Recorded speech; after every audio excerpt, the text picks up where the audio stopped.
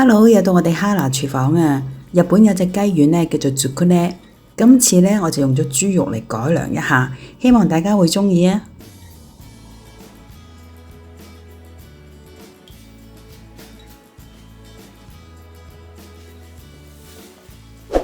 喺開始之前呢，記得同我哋訂閱呢個頻道，同埋撳埋個鐘仔喎，咁我哋以後有新片嘅呢，就會馬上通知到你噶啦。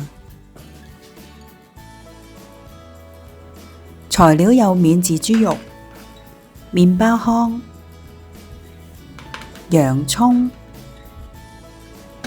雞蛋、味噌醬同埋蔥花。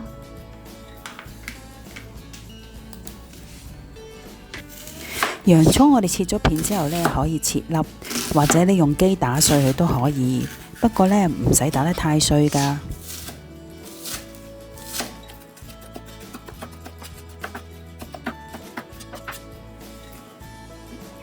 洋葱我哋切碎咗之後呢，就將佢裝入個大碗，跟住就將啲免治豬肉放埋入去，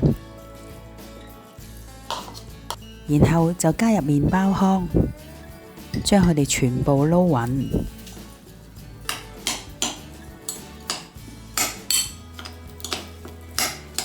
之後就加入調味料味噌醬，記得將佢撈勻啲喎。然後我會加入少少嘅魚露，如果你冇嘅呢，就可以加入生抽都可以嘅。跟住梗係用我嘅無敵手將佢哋全部撈勻啦。然後預備一隻蛋清，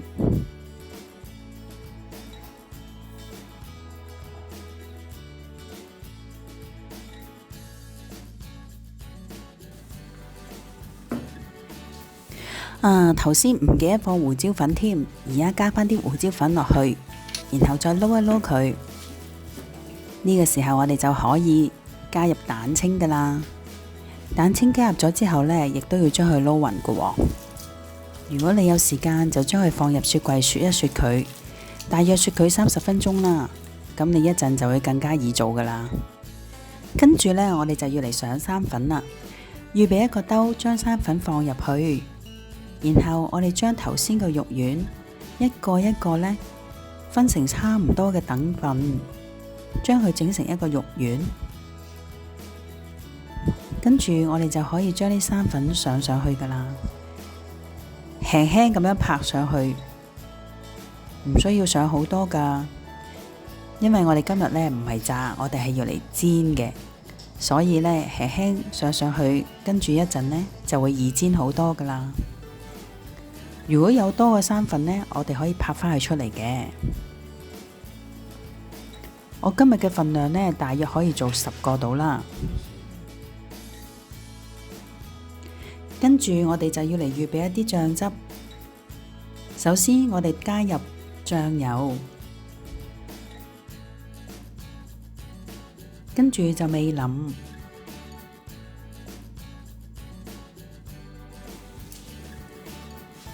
砂糖或者係黃糖，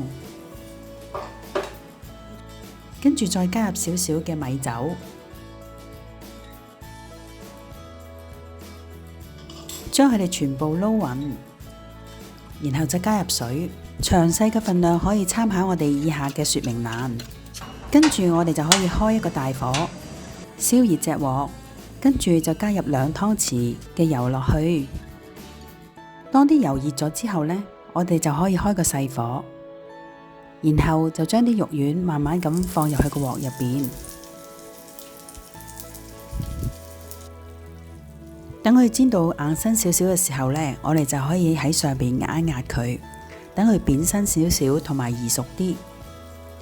然後我哋見到佢開始變金黃色呢，就可以將佢反面噶啦，而另一面亦都要煎到佢金黃色。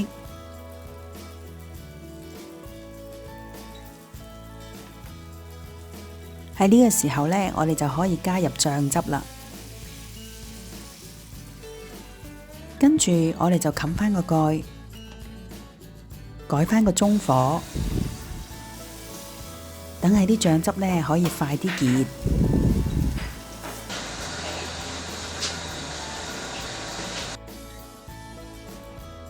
我哋見到啲醬汁開始收結嘅時候，就可以將啲肉丸反一反，等佢均勻咁樣索咗啲汁。